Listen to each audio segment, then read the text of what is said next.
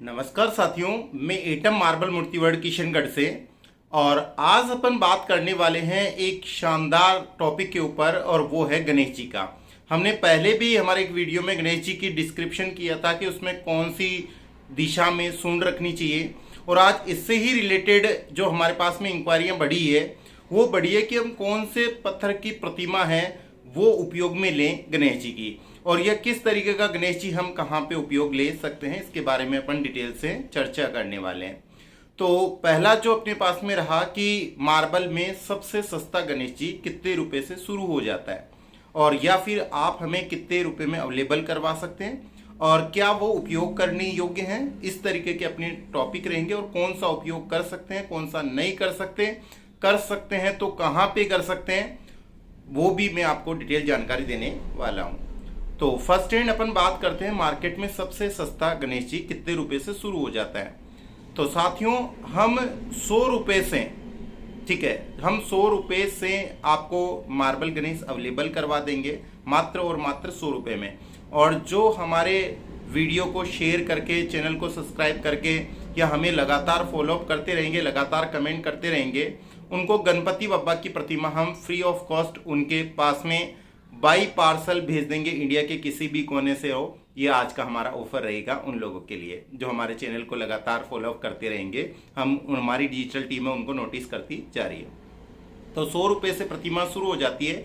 वैसे प्रतिमा की कोई कीमत नहीं होती, ना ही कोई प्राइस होती है, लेकिन ये आर्थिक युग है, इसमें हम न्योछावर बोलते हैं, न्योछावर के नाम से हम जो भी अमाउंट होता है वो लेनी पड़ती है। पुराने समय में पैसा नहीं होकर के अन्न ही धन हुआ करता था। कुछ जो किसान बंधु है वो हमें अन्न देते थे, और अन्न के बदले में उन्हें प्रतिमाएं प्रदान कर ली जाती। युग बदलता रहा, मुद्राएं बदलती रही, फिर सोना जो मुद्रा बना, सोना चांदी तांबा की कई मुद्राएं रही। मुद्राओं की भी अलग विज्ञान है, कभी उस पर भी चर्चा करेंगे डिटेल से। आज अपना जो अहम मुद्दा है वो है गणेश की प्रतिमा का और उसके पत्थर का, यानी स्टोन कौन सा यूज होता है। तो सबसे पहले जो अपने बात करने वाले हैं वो सबसे सस्ता जो पत्थर होता है वो मार्केट में कौन सा आता है, वो आता है टीआर का। टीआर, या जिसे इटालियन मार्बल के नाम से जानते हैं। ये जो प्रतिमा मैं आप लोगों को दिखा रहा हूँ कैमरे में, इस मार्बल को बोलते हैं टीआर वाला मार्बल। टीआर वाले मार्बल की ये विशेषता होती है कि इसमें जो सूंड है, जैसे कई कहते हैं कि हम कैसे पहचाने, इसके नीचे वाली चौकी होती है, ये इसकी पेस्टिंग आती है। पीछे अगर इसका कुछ भी लगा हुआ है, हालांकि इस मूर्ति के कुछ नहीं लगा हुआ, पीछे कुछ भी लगा होता है वो भी इसके पेस्ट किया होता है। ये सिंहासन इसके पेस्ट किया होता है, यहाँ से चिपका हुआ होता है। जैसे ये 4 इंच की है तो ये 4.5 इंच बन जाती है, आधे इंच का ये सिंहासन बन जाता है। फिर इसकी सूंड अगर आप देखेंगे तो ये राउंड में नहीं मिलेगी आपको, लगभग इसकी सूंड है वो आपको चपटी मिलेगी, मतलब इसे चौकोर टाइप की इस तरीके की मिलेगी। प्लस ये जो मार्बल होता है इतना सॉफ्ट स्टोन बोल सकते हैं एक तरीके का, इसको कुरच करके प्रतिमा तैयार की जाती है, तो इतना मजबूत नहीं रहता है, ये मजबूत भी नहीं होता है। पानी के साथ में और तापमान के साथ में ये अभिक्रिया करके कुछ समय बाद में ये क्या होने लग जाता है, सॉफ्ट होने लग जाता है, और ये प्रतिमाएं खंडित भी होती है। हमारे पास कई ऐसी कंप्लेंट्स भी आती है, हालांकि हम कस्टमर को बोल करके इन्हें देते हैं, और वो भी इस शर्त पे देते हैं कि वो इसका फैंसी यूज करने वाले हैं, ठीक है। तो आप फैंसी यूज के हिसाब से, जैसे पढ़ने वाले बच्चे अपनी टेबल पे रखने के हिसाब से या अपने हिसाब से कैसे भी इसको यूज कर सकते हैं। प्राण प्रतिष्ठा में ऐसी प्रतिमाएं काम में नहीं ली जाती है, क्योंकि प्राण प्रतिष्ठा की भी कभी अपन चर्चा करेंगे, क्योंकि वो एक लॉजिकली टॉपिक है।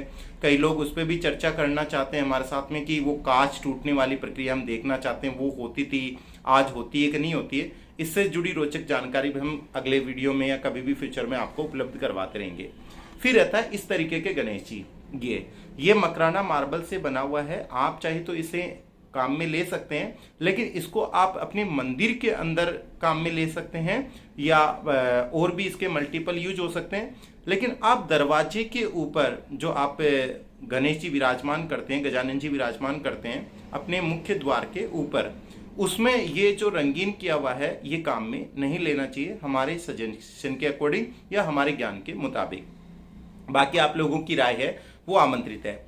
और भी गणेश जी होते हैं, जैसे चौकी गणेश होता है, छोटा सा ये चौकी रहती है, ठीक है ना, बाजोट गणेश भी इसको बोलते हैं। ये चौकी रहती है, ये बिल्कुल पेंटिंग की हुई शानदार सुंदर पेंटिंग रहती है इसकी, ठीक है। इस पेंटिंग ये भी मार्बल की बनी हुई होती है और चौकी के ऊपर आप गणेश जी को विराजमान करना चाहते हैं तो ये मॉडर्न गणेश है और इस पे इसका जगह फिक्स होती है, इसके ऊपर बनाई हुई होती है। इस तरीके से चौकी गणेश भी विराजमान हो जाते हैं।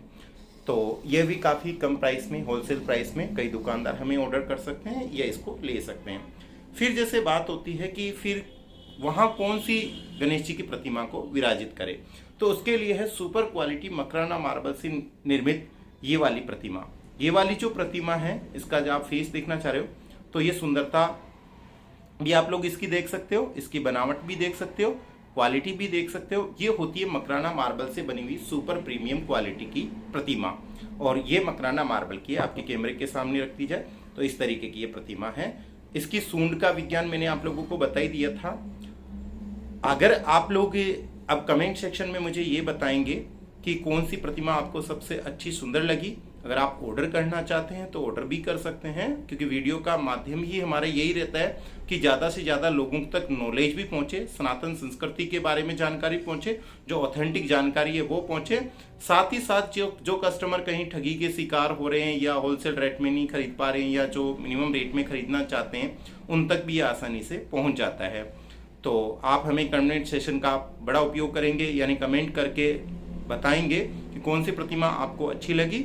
और अगर आप खरीदना चाहते हैं तो भी कमेंट करके, या हमारे जो व्हाट्सअप नंबर है या हमारी टीम के जो डिजिटल नंबर है 9636833366 पे, इस पे आप कांटेक्ट कर सकते हैं। और अगर आपको लगता है कि कौन से टॉपिक पे चर्चा हो सकती है वो आप हमें कमेंट बॉक्स में बता देंगे, हम उसी पे अगला वीडियो तैयार करवा देंगे। धन्यवाद। जय श्री राम, जय भारत।